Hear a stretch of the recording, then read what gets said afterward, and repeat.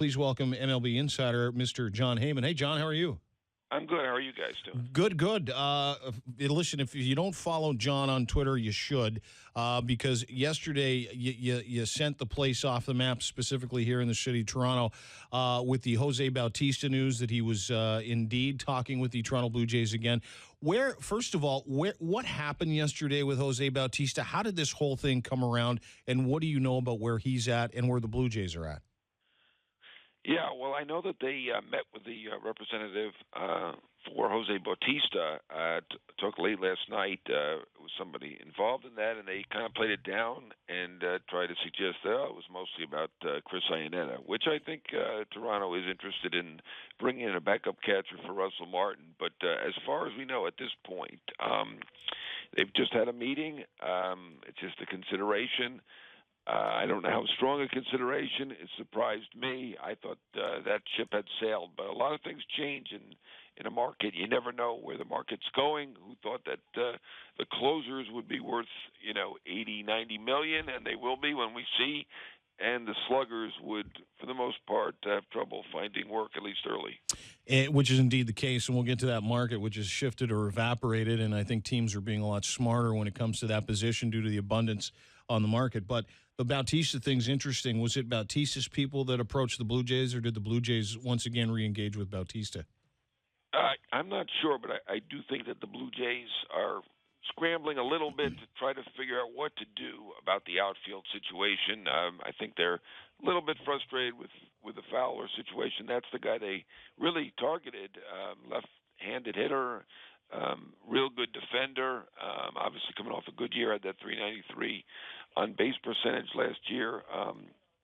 For now, they're being told that Fowler's going to get more money somewhere else. So they clearly are looking around to try to figure out what to do about another outfielder or hitter. So it should be interesting to see what they come up with. So where does that leave Jose Bautista then as far as value? Because you've watched a very significant shift with guys that can, of his age, anything to do with the 30, any guys that hit big home runs. And, you've watched people kind of patchwork as opposed to give out big long-term contracts. And I know Jose was expecting his, but what is his value at? What do you think he's going to get? Is it going to be a 2-year deal? Is it a 1-year deal? Or is it really tough to decide? It could be anything at this point. We don't know. Someone may step up and give him a 3-year deal. I wouldn't rule that out at this point. We will see. That qualifying offer seems to be a big deal. Obviously, he was injured a lot last year. Nothing serious. But, I mean, this is a great player, obviously, as you guys know, really helped, along with Encarnacion and the others, energize your city. And,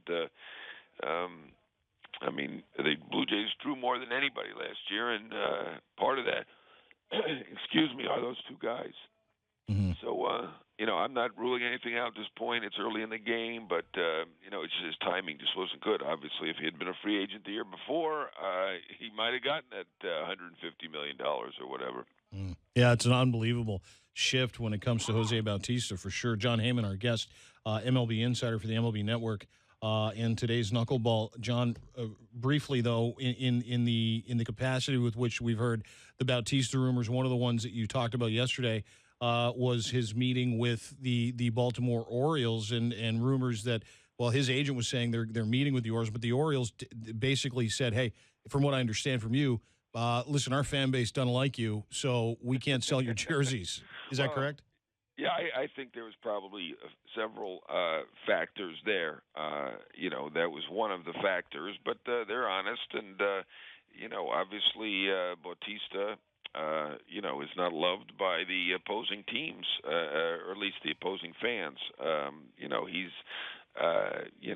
does the bat flip, and he's quite demonstrative, and I don't think that's a shock. But, there's a money factor there with the Orioles, too. Their budget isn't really crazy high. So, there are a lot of factors involved in that. Not the perfect fit either. They're kind of looking for a younger, real good defensive type player. Not that Bautista's not a decent defender, but at this stage, I think they're looking more at Brett Gardner, defender type guy with a lower contract. But yes, that they did tell him also that our fans probably wouldn't love it if they got Jose Bautista. How much is his? We were talking about this morning. How much does Jose's reputation around the league affecting his ability to sign with a team? I just think there are just so many factors. Look, Trumbo doesn't have a job right now. It seems to have more interest, but Encarnacion still looking. It just seems right now, and look, Chris Carter was basically released by the Brewers, so it seems like the sluggers are having trouble this year. I think that the market has recalibrated. I think it's now a focus on the closers. I think teams are overdoing it. One inning, great one inning pitcher is worth 80-90 million, and guys who can hit 40 home runs, they get released. So, I think that's the bigger issue than anything. Obviously, Bautista is a demonstrative guy, but